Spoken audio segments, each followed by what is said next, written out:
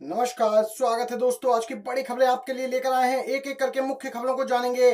दोस्तों साथ ही रिक्वेस्ट है कि आप नए हैं चैनल पर तो चैनल को सब्सक्राइब करके पास ही बजे घंटी के आइकन को जरूर दबाइएगा और वीडियो अच्छा लगे तो एक लाइक करके चैनल को सपोर्ट जरूर कीजिएगा। जी हां दोस्तों, सबसे पहले और ताजा बड़ी खबर की ओर बढ़ते हैं, जहां पर आपको बताते चले विपक्ष हमलावर है मोदी सरकार पर। क्या कुछ अपडेट आ रही है आप सभी को बताते चलें। दोस्तों 22 साल से भाजपा का राज, फिर भी पलायन को मजबूर हिंदू। आरएसएस के ही खुलासे से मचा है हड़कंप। जी हां दोस्तों, इस समय की बड़ी खबर में आपको बताते चले राष्ट्रीय स्वयंसेवक ने यहां पे संघ ने दोस्तों बड़ा खुलासा किया। इस सर्वे में किए गए दावों से हड़कंप मच गया। इसमें एक बात सामने निकल के आई है। आरएसएस ने अपनी स्थापना के 100 साल पूरे होने पर मध्य भारत में क्षेत्र में सामाजिक अध्ययन करके यहाँ की समस्याओं का पता लगाने का काम किया और इस सर्वे से पता चला कि हर जिले में अपनी अपनी समस्याएं थीं, जिसमें संघ के सर्वे में दावा किया गया कि भोपाल के पुराने शहर में हिंदुओं का जो पलायन का मुद्दा है वह सबसे बड़ा है। ऐसा बताया जा रहा है कि पुराने शहर में बड़ी संख्या में हिंदू लोग पलायन करके दूसरी जगह पहुंच गए, जबकि दोस्तों 20 सालों से बीजेपी सरकार है और मौजूदा समय में भी बीजेपी सरकार है। इसी के साथ दोस्तों एक और बड़ी खबर की ओर चलते हैं। घर से मिले बेशुमार नोटों के मामले में जस्टिस यशवंत वर्मा के खिलाफ कब दर्ज होगी एफआईआर, अमित शाह ने बता दी तारीख। जी हां दोस्तों, इस समय की ताजा बड़ी खबर में बताते चले। केंद्रीय गृह मंत्री अमित शाह ने जस्टिस यशवंत वर्मा के सरकारी बंगले से 3 से 4 बैग नकदी बरामद होने के मामले में केंद्र सरकार की ओर से पहली सार्वजनिक प्रतिक्रिया दी है। जी हां, उन्होंने कहा कि जब चीफ जस्टिस ऑफ इंडिया की अनुमति नहीं मिल जाती तब तक इस मामले में कोई एफआईआर दर्ज नहीं की जा सकती।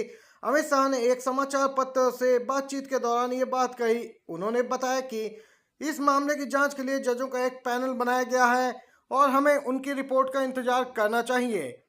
शाह ने कहा कि दिल्ली पुलिस और दमकल विभाग समिति को सभी जरूरी दस्तावेज मुहैया करा रहे हैं और पूरा सहयोग कर रहे हैं। दोस्तों देख सकते हैं यशवंत वर्मा की मुश्किलें बढ़ सकती हैं।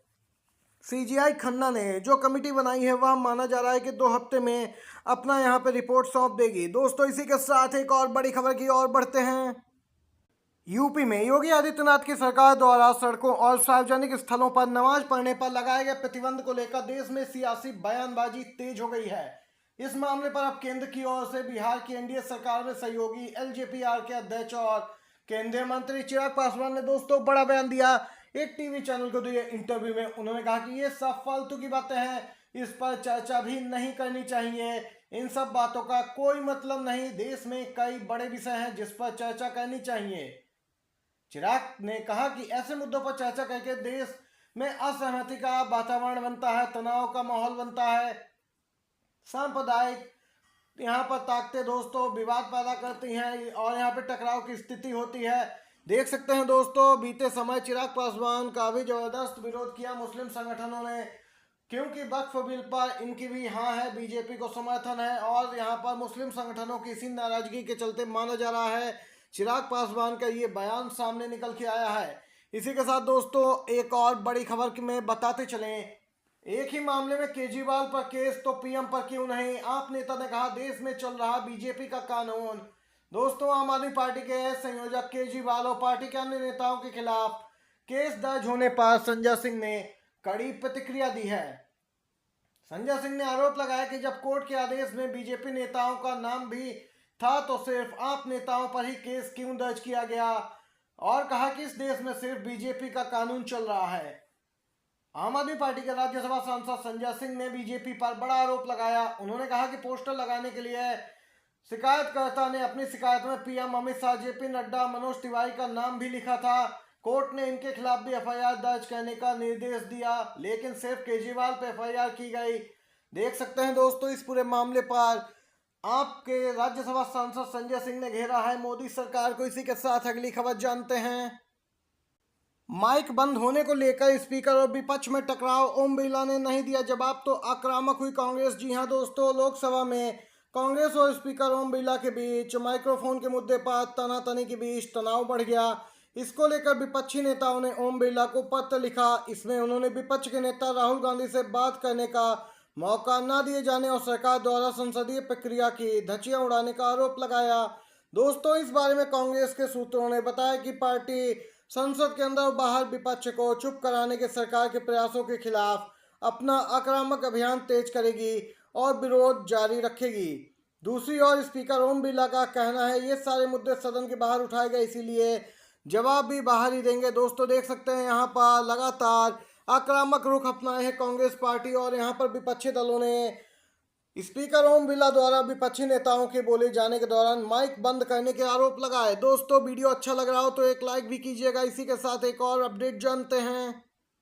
कांग्रेस अध्यक्ष मल्लिकार्जुन खड़गे ने पार्टी कार्यकर्ताओं और यहां पर दोस्तों जिला अध्यक्षों से रणनीति तय की और एक साथ एकजुट होकर चुनाव जीतने का काम शुरू करने का आह्वान किया। जी हां, उन्होंने कहा कि पार्टी की विचारधारा बहुत ही मजबूत है, लेकिन सत्ता के बिना इसे देश में लागू नहीं किया जा सकता। दोस्तों लोकसभा चुनाव 2024 का जिक्र करते हुए खड़गे ने कहा कि इंडिया गठबंधन ने भाजपा और उसके सहयोगियों का जो विजय रथ था उसे मिलकर रोक दिया, उन्हें 240 सीटों तक सीमित कर दिया।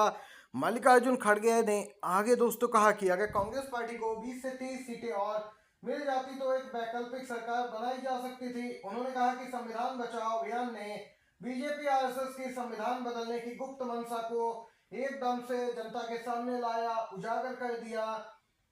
उन्होंने कहा आज भाजपा बहुमत से बहुत दूर है और दो सहयोगी दलों पर निर्भर है। ये वही बीजेपी वाले हैं जो 400 सीटें जीतने का दावा कर रहे थे, उन्हें हमने करारा झटका दिया। दोस्तों इसी के साथ अगली बड़ी खबर जानते हैं। मुस्लिम संगठनों का बढ़ता विरोध वक्फ बिल पर। यहाँ पर दोस्तों जेडीयू, टीडीपी और एलजेपीआर का समर्थन बीजेपी को देना इनके लिए भारी पड़ सकता है। वहीं दोस्तों आंध्र प्रदेश के सीएम चंद्रबाबू नायडू ने अब विजयवाड़ा में राज्य सरकार द्वारा आयोजित इफ्तार पार्टी में वक्फ संपत्तियों की सुरक्षा और वंचित मुस्लिम परिवारों के उत्थान के लिए अपनी सरकार की प्रतिबद्धता दोहराई। यहाँ पर दोस्तों रमजान की शुभकामनाएं देते हुए नायडू ने मुस्लिम समुदाय को आश्वासन दिया कि टीडीपी सरकार हमेशा वक्फ संपत्तियों की रक्षा करती आई है और आगे भी करेगी। इसके बाद राजनीतिक हलकों में अटकलें लगने लगी कि आज चंद्रबाबू नायडू बीजेपी की मुश्किलें बढ़ाएंगे, क्योंकि दोस्तों टीडीपी केंद्र सरकार में एक अहम सहयोगी घटक दल है। दोस्तों आपको बताते चलें बीजेपी को लोकसभा में वक्फ बिल पास कराने के लिए टीडीपी के समर्थन की जरूरत होगी। अगर टीडीपी पीछे हटती है तो बीजेपी के लिए यह बिल पास कराना खासी चुनौतियों से भरा हो सकता है। इसी के साथ दोस्तों अगली अपडेट जानते हैं। दोस्तों आप सभी को बताते चलें तमिलनाडु विधानसभा ने केंद्र सरकार के खिलाफ बीते गुरुवार को वक्फ संशोधन विधेयक के खिलाफ एक प्रस्ताव पारित किया था। यहाँ पर देख सकते हैं दोस्तों सीधे तौर पर इस प्रस्ताव को पेश करते हुए सीएम स्टालिन ने इसे मुस्लिम समुदाय के खिलाफ धार्मिक और संपत्ति के अधिकारों पर हमला करार दिया था और उसके बाद से ही दोस्तों टीडीपी का रुख बदला नजर आ रहा है। देख सकते हैं लगातार दबाव बढ़ता जा रहा है चिराग पासवान, टीडीपी, चंद्रबाबू नायडू पर और सीएम नीतीश कुमार भी दोस्तों यहाँ पर दबाव में है इस समय। दोस्तों ये थी बड़ी खबरें, बिग ब्रेकिंग न्यूज़। वीडियो अच्छा लगा हो तो लाइक कीजिएगा, शेयर कीजिएगा। दोस्तों बहुत बहुत धन्यवाद।